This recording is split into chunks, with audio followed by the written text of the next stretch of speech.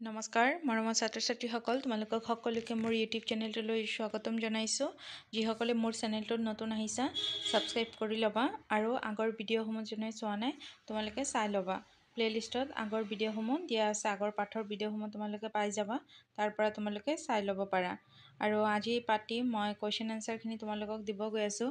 আৰু এই মোৰ চেনেলতে এজন ছাত্ৰ মানে ষ্টুডেণ্টে মোক কমেণ্ট কৰিছে যে এই পাঠটো অলপ কৰাই দিব লাগে। তো সেইকাৰণে মই আজি এই পাঠৰ কুৱেশ্যন এনচাৰখিনি লৈ আহিছোঁ। কালি মই কৈছিলোঁ যে আজি কৰি দিম বুলি। তো আজি মই এই পাঠটো ধুনীয়াকৈ তোমালোকৰ কুৱেশ্যন এনচাৰখিনি দিবলৈ গৈ আছোঁ। পাঠৰ নাম হৈছে আমাৰ চৌপাশৰ বজাৰ। বজাৰ বুলিলে তোমালোকে জানাই যে আমাৰ ওচৰে পাঁজৰে প্ৰত্যেকৰে বজাৰ থাকে, য'ৰ পৰা আমাৰ দৈনন্দিন জীৱনৰ প্ৰয়োজনীয় হোৱা সামগ্ৰীসমূহ আমি ক্ৰয় কৰি আনো। আৰু তাত বিভিন্ন ধৰণৰ পাইকাৰীও থাকে। আৰু সেই বজাৰ সম্বন্ধে তোমালোকে ইয়াত মানে জানিব পাৰিবা। ইয়াত দিছে চোৱা শিকনৰ ফলাফল, মানে কি তোমালোকে এই পাঠৰ পৰা শিকিব পাৰিবা।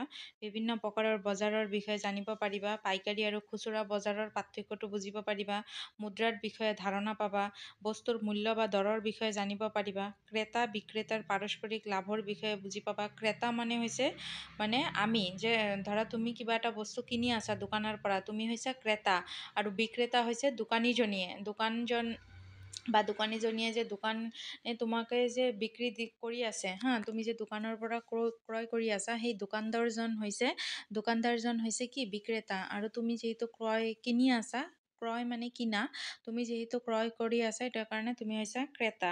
ঠিক আছে। বজাৰৰ পৰা লাভ কৰা বিভিন্ন সুবিধাসমূহৰ বিষয়ে তোমালোকে এই পাঠত মানে পঢ়িবলৈ পাবা। ঠিক আছে। পাঠটো মই তোমালোকক পঢ়াই নিদিওঁ, কুৱেশ্যন এনচাৰখিনি তোমালোকক কৰাই দি আছোঁ।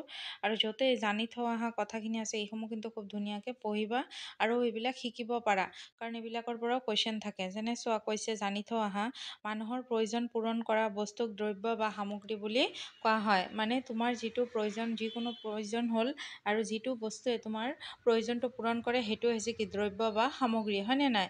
এতিয়া তোমাৰ কিবা এটা প্ৰয়োজন হৈছে, এই প্ৰয়োজনটো কেনে পূৰণ কৰিবা? এটা সামগ্ৰী বা দ্ৰব্যৰ সহায়তে পূৰণ কৰিবা, তো সেইটো হৈছে কি দ্ৰব্য বা সামগ্ৰী।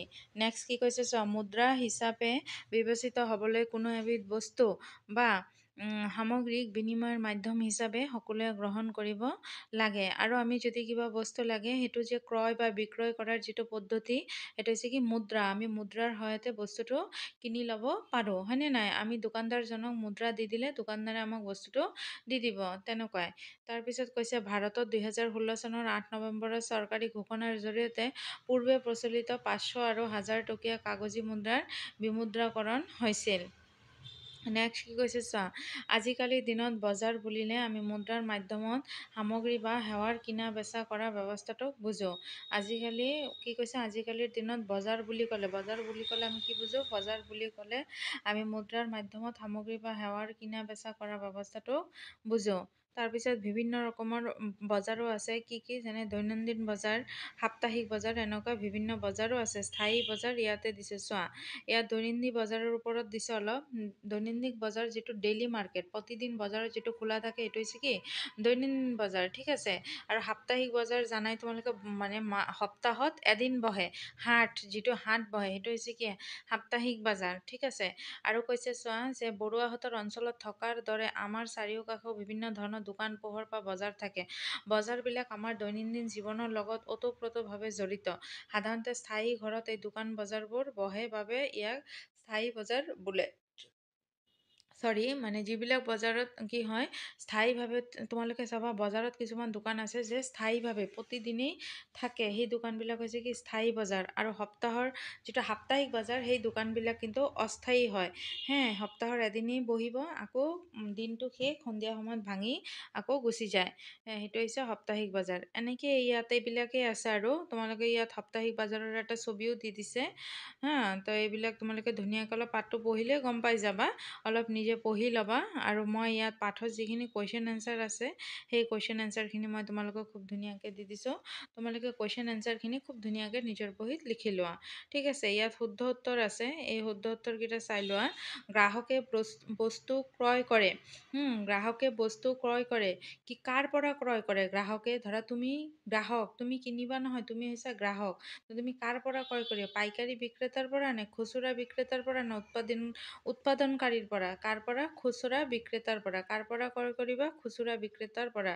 বস্তু এটাৰ কিনা দামতকৈ বিক্ৰী দাম বেছি হ'লে ব্যৱসায়ীজনৰ লাভ হয়, লোকচান হয়? একো নহয়। কি হয়? বস্তু এটাৰ কিনা দাম যিটো কিনিছা সেই কিনা দামতকৈ যদি মানে বিক্ৰী দাম বেছি হ'লে ব্যৱসায়ীজনীৰ কি হ'ব?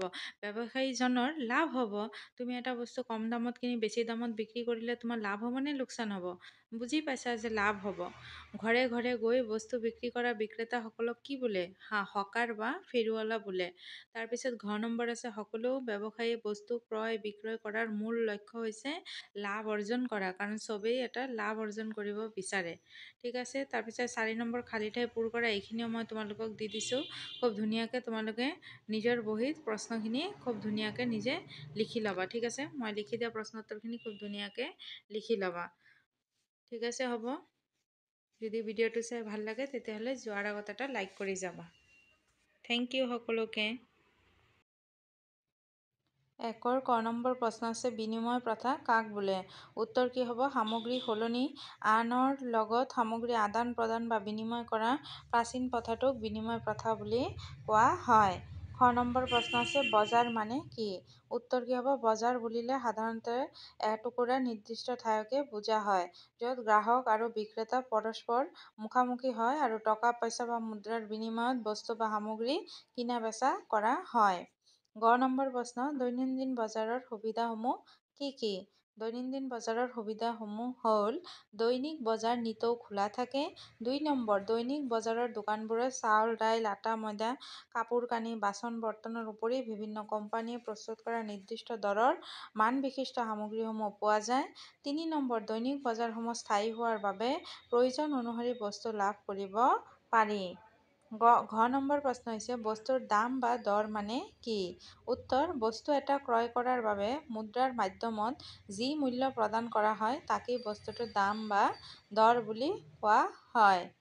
ঙ নম্বৰ সাপ্তাহিক বজাৰত বস্তুৰ দাম কিয় কম হয়?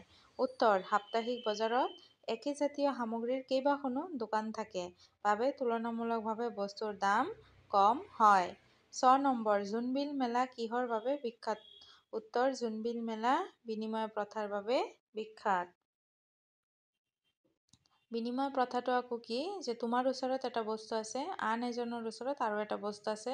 যদি তেখেতৰ বস্তু তোমাৰ ভাল লাগে তেতিয়াহ'লে তুমি তোমাৰ বস্তুটো তেওঁক দি দিবা আৰু তেখেতৰ বস্তু যিটো আছে সেইটো তুমি লৈ ল'বা। সেইটো হৈছে আদান প্ৰদান আৰু সেইটো হৈছে কি? বিনিময় প্ৰথা। 2 নম্বৰ কৈছে দৈনিক বজাৰ আৰু সাপ্তাহিক বজাৰৰ মাজত কি কি পাৰ্থক্য আছে? 1 নম্বৰ চোৱা দৈনিক বজাৰ নিতৌ খোলা থাকে আৰু সাপ্তাহিক বজাৰ সপ্তাহটোৰ যিকোনো এটা বা দুটা নিৰ্দিষ্ট দিন বা বাৰত বহে। এই দুটা নিৰ্দিষ্ট দিন বা বাৰত বহেটো তলত আহি গৈছে, এইটো তোমালোকে সেইটো ছাইডত লিখিবা। 2 নম্বৰ কৈছে চোৱা দৈনিক বজাৰত প্ৰত্যেক সামগ্ৰীৰ এক নিৰ্দিষ্ট দৰ থাকে আৰু সাপ্তাহিক বজাৰত একেজাতীয় সামগ্ৰী কেইবাখনো দোকান থাকে বাবে তুলনামূলকভাৱে বস্তুৰ দাম কিছু সস্তা হয়। ঠিক আছে, খ নম্বৰ প্ৰশ্ন আছে বিভিন্ন প্ৰকাৰৰ বজাৰবোৰে আমাৰ সামাজিক প্ৰয়োজনবোৰ কিদৰে পূৰ কৰে? উত্তৰ আমাৰ চাৰিওফালে থকা বিভিন্ন প্ৰকাৰৰ বজাৰবোৰ আমাৰ সামাজিক প্ৰয়োজনবোৰ তাৎক্ষণিকভাৱে পূৰ কৰে। বজাৰবিলাক আমাৰ দৈনন্দিন জীৱনৰ লগত ওতপ্ৰোতভাৱে জড়িত। এই বজাৰবোৰ মানুহৰ তাৎক্ষণিক প্ৰয়োজনসমূহৰ ওপৰত ভিত্তি কৰি গঢ়ি উঠে। ইয়াৰ উপৰিও সাপ্তাহিক বজাৰে সমাজৰ অন্যান্য প্ৰয়োজন দূৰ কৰে।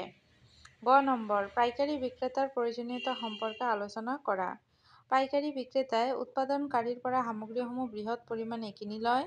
সৰহ সামগ্ৰী একেলগে কিনাৰ বাবে পাইকাৰী বজাৰত বস্তুৰ দাম কিছু কম হয়। খুচুৰা বিক্ৰেতা বা ফেৰীৱালাবোৰ পাইকাৰী বিক্ৰেতাৰ পৰা কম দামত বস্তু ক্ৰয় কৰে আৰু গ্ৰাহকৰ ওচৰত বেছি দামত বিক্ৰী কৰি লাভ অৰ্জন কৰে। বিক্ৰেতাই সদায় নিজে ক্ৰয় কৰা দামতকৈ অধিক দামত বস্তু বিক্ৰী কৰিবলৈ চেষ্টা কৰে। ক্ৰয় দামতকৈ বিক্ৰয় দাম বেছি হ'লে লাভ হয়। বজাৰ শৃংখল মানে কি? বজাৰবোৰ শৃংখলভাৱে পৰিচালনা কৰিবলৈ যিবোৰ নীতি নিয়ম থাকে তাক বজাৰ শৃংখল বোলে। শুদ্ধ উত্তৰ বাছি উলিওৱা। ক নম্বৰ গ্ৰাহকে বস্তু ক্ৰয় কৰে। উত্তৰ কি হ'ব? খুচুৰা বিক্ৰেতাৰ পৰা। তাৰপিছত দিছে বস্তু এটা কিনা দামতকৈ বিক্ৰী দাম বেছি হ'লে ব্যৱসায়ীজনৰ কি হয়? ব্যৱসায়ীজনৰ লাভ হয়। ঘৰে ঘৰে গৈ বস্তু বিক্ৰী কৰা বিক্ৰেতাসকলক হকাৰ বা ফেৰীৱালা বোলে। ঘ নম্বৰ সকলো ব্যৱসায়ী বস্তু ক্ৰয় বিক্ৰয় কৰাৰ মূল লক্ষ্য হৈছে লাভ অৰ্জন কৰা। তাৰপিছত তোমালোকৰ আছে খালী ঠাই পূৰ কৰা। খালী ঠাই পূৰ কৰাখিনি মই ধুনীয়াকৈ ইয়াত দি দিছোঁ। তোমালোকে খুব ধুনীয়াকৈ নিজৰ বহীত লিখি ল'বা ইয়াৰ পৰা। ঠিক আছে, উত্তৰ দি পেলাই মই খুব ধুনীয়াকৈ লিখি দিছোঁ। এইখিনি খুব নিজৰ বহীত লিখি ল'বা দেই।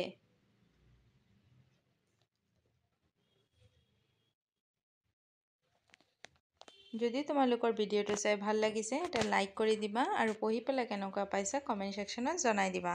আৰু নতুন কোনো ভিডিঅ' লাগিলে সেইটোও কমেণ্ট ছেকশ্যনত জনাব পাৰা। মই চেষ্টা কৰিম সেইটো তোমালোকক দিবলৈ। থেংক ইউ সকলোকে। সকলোৱে ভালে থাকিবা, সুস্থ থাকিবা।